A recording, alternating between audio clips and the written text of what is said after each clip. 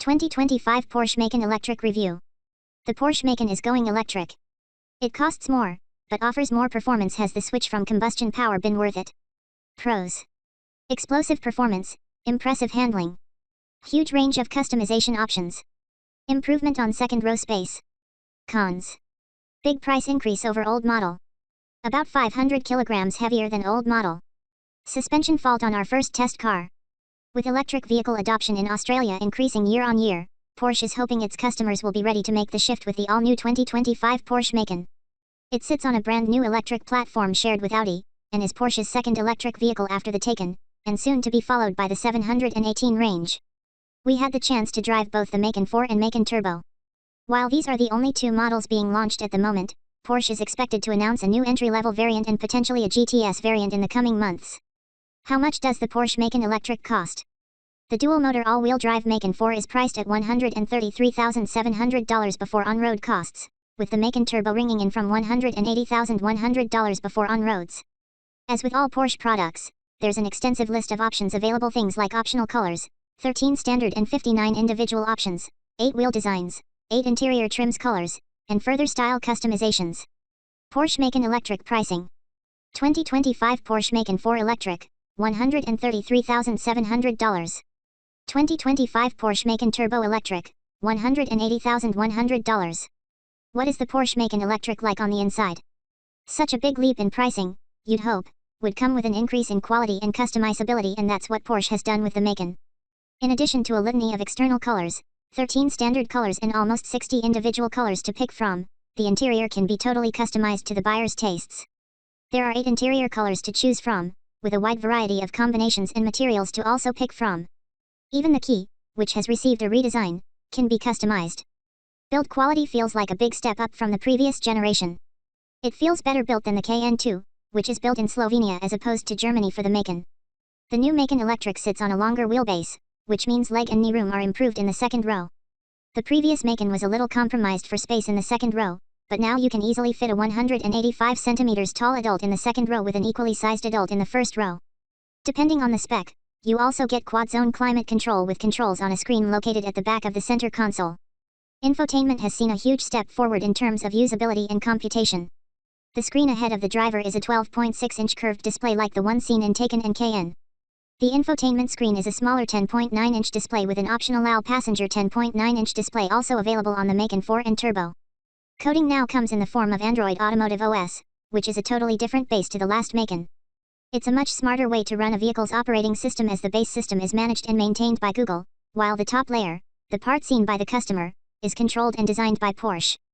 Big advantages include wired and wireless smartphone mirroring, Apple CarPlay and Android Auto, as well as the ability to run Android applications that are compatible with Android Automotive OS. This includes things like Spotify, Tidal, and even games. Any application you install on the system simply projects onto the screen and has the same functionality as your phone, except it's now shown on the infotainment display. It feels snappy and fast to use, with the ability to also use voice controls so you don't need to take your eyes off the road to operate the system. Arguably the biggest tech step forward is the head-up display. It features augmented reality and can project road curvature, navigation, and warnings on the road ahead of the driver. While the screen itself is integrated into the dashboard and is smaller in size, it projects ahead of the driver in the equivalent of an 87-inch display. It's quite impressive. In terms of cargo capacity, the figures come in at 540 liters for the Macan 4 and 480 liters for the Macan Turbo. They're disappointing figures, and despite this being a brand new, bespoke electric vehicle platform, Porsche didn't maximize storage opportunities around the rear or front motors. Fitting the Macan with a 100 kWh battery pack has meant space compromise beneath the skin. Its larger mass due to the battery also meant needing to fit a larger electric motor at the rear to achieve Tesla Model Y matching acceleration figures, which has robbed the brand of storage space surrounding the motor. Then there's the subwoofer for the higher-end sound system in the turbo, the tank, and all the peripherals for the air suspension and anti-roll system. It all results in less than ideal amounts of storage, and there's no space for a spare wheel. It's not the end of the world, but it is something worth considering if storage space is a must for you. There's more storage than the previous generation Macan, but it's a long way from some of the roomier electric SUVs. What's under the bonnet? Premium Platform Electric, PPE, is the name of the platform Porsche CO developed with Audi as the bones for the new Macan. The entire Macan range features a 100 kWh NMC lithium-ion battery, 95 kWh usable, that consists of 12 modules situated within the battery chamber. These 12 modules can each be replaced. The battery pack can effectively be ejected from the car and the top cover opened to access the modules to enable replacement. It's an 800V platform, which means the availability of 270 kilowatts peak DC charging while using a 350 kilowatts 800V charger. If an 800V charger isn't available, the system is able to switch from being 12 battery modules in series to being 12 battery modules in parallel. This then allows a peak charging speed of 135 kilowatts. AC charging is offered at up to 11 kilowatts using a 3-phase charger.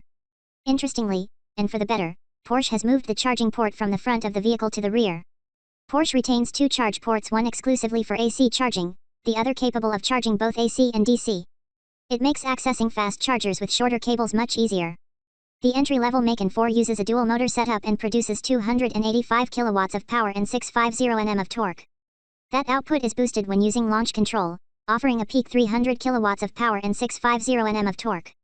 It's capable of driving 613 km on the WLTP cycle and accelerates from 0 to 100 km per hour in 5.2 seconds.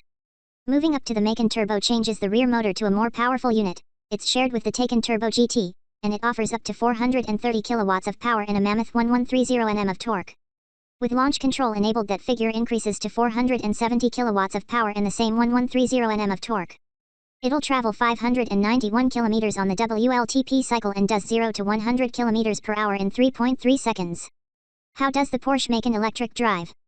The Macan has grown in terms of its physical size, but where it has really grown is in terms of its mass. Peak mass comes in at 2,405 kilograms for the Macan Turbo and 2,334 kilograms for the Macan 4. To put that into context, a Cayenne with a turbocharged V8 engine weighs around 200 kilograms less than the Macan Turbo. So, it's probably easy to see why I was so skeptical of this car before I drove it. That's a huge amount of heft to be hauling about in any sort of sporty fashion. Firstly, the ride, even when paired with large alloy wheels up to 22 inches in and around town, is excellent. We only had the opportunity to test vehicles with air suspension. Coil springs will be standard on the Macan 4 in Australia, so I suspect the ride wouldn't be anywhere near as polished without air suspension, but it's certainly a good sign for some of the terrible roads we have in Australia. Importantly as well, the Macan doesn't feel its mass when driven in town. The steering has the Porsche feel to it, but it's not a lumbering vehicle you feel every gram of when driving around town. Porsche has also fitted rear-wheel steering, which helps reduce the turning radius during U-turns. As you head out of the city, you'll notice it's incredibly quiet.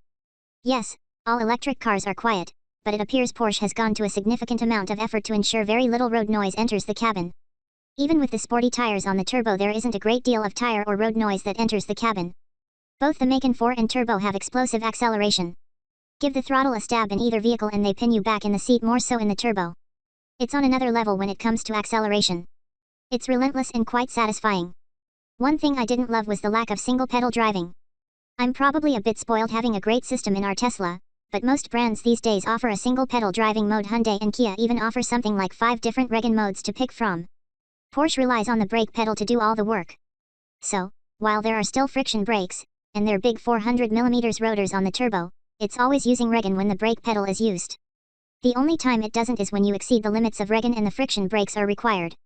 In a way, it's a more seamless system. It feels just like an internal combustion car in terms of pushing a brake pedal and the vehicle slowing down. So if that's what you're used to, it'll work exactly as intended. A lot of work has gone into the vehicle's safety systems. Traffic sign recognition, along with lane centering and radar cruise control systems, will come standard on Macan 4 and Turbo in Australia. We didn't spend a great deal of time on the freeway to test the lane support systems, but we found a low intrusion level with the systems in general, which was positive. What happens when you start getting stuck into it? I was in the Turbo for our video review and flipped it over to Sport Plus, which lowered the suspension slightly and offered up tighter steering and sharper throttle response. Unlike the Taycan, which uses a 2-speed gearbox, the Macan uses a single gear with torque always available. While the Macan 4 will do a maximum speed of 220 km per hour, the Turbo pushes it out to 260 km per hour, which is a tricky thing to achieve with a single speed because to offer big torque low in the RPM band and high in the RPM band, you need a motor that will spin at a high RPM. Despite its size, the Macan can confidently be thrown into corners at pace. The Turbo uses an electronic differential lock on the rear axle with torque vectoring, which helps it limit wheel slip out of corners when you get on the throttle. The body stays nice and flat when it's punted through corners, and there's a satisfying degree of feedback through the seat of your pants as you get on. One thing I wasn't a fan of, and this applies to most cars with this tech, was the rear wheel steering setup in Sport Plus. It's super engaged and attentive, which means small steering inputs begin to rotate the rear of the vehicle as the rear wheel steering triggers. To me it's a bit much, but I'll reserve proper judgment for when we get the vehicle at the proving ground later this year. Braking performance felt great at speed, to the point where it was hard to tell when it was moving through the blend zone of regen to friction brakes. After a few hours of driving up and down some mountains, admittedly the earlier parts were a crawl in traffic, we achieved overall efficiency of around 22 kWh/100 km for the turbo and around 21 kWh/100 km for the Macan 4. It's also worth noting on our first day of driving our first Macan turbo had an adaptive suspension failure. It appeared to be a software or electrical issue that caused the suspension to the issue. We had to return the vehicle to base for it to be inspected. It was ready to go again the following day and was safe to drive in that state, but we wanted to err on the side of caution. What do you get? The range will initially launch with the Macan 4 and Macan Turbo. More models are expected to be announced in the coming months. Standard kit for the Macan 4 includes privacy glass, keyless entry and start, adaptive cruise control, lane keep assist, blind spot monitoring, 360-degree camera with parking sensors, AM/FM/digital radio, auto-dimming interior and exterior mirrors, adaptive suspension, power steering plus, 14-way power adjustable comfort seats with memory. Macan Turbo adds 21-inch Macan Turbo wheels painted in black, panoramic glass roof, Porsche electric sports sound, sport chrono package, 4-zone climate control, air suspension. Car experts take on the Porsche Macan Electric. Porsche has done a remarkably good job with the all-new Macan Electric. It feels every part a Porsche but has all the latest tech that makes it an excellent electric vehicle. On paper, it has the best electrical architecture, enough battery capacity for decent driving range and explosive performance if that's what you're after. The price does concern me. It's a huge step up in price over the outgoing model, so much so it's likely to price a number of Macan buyers out of the new model. Time will tell whether the right decision was to switch Macan from internal combustion to fully electric, but if it doesn't pan out for whatever reason it won't have been a failure of the vehicle. It's excellent and I'm excited to have a proper drive back home in Australia.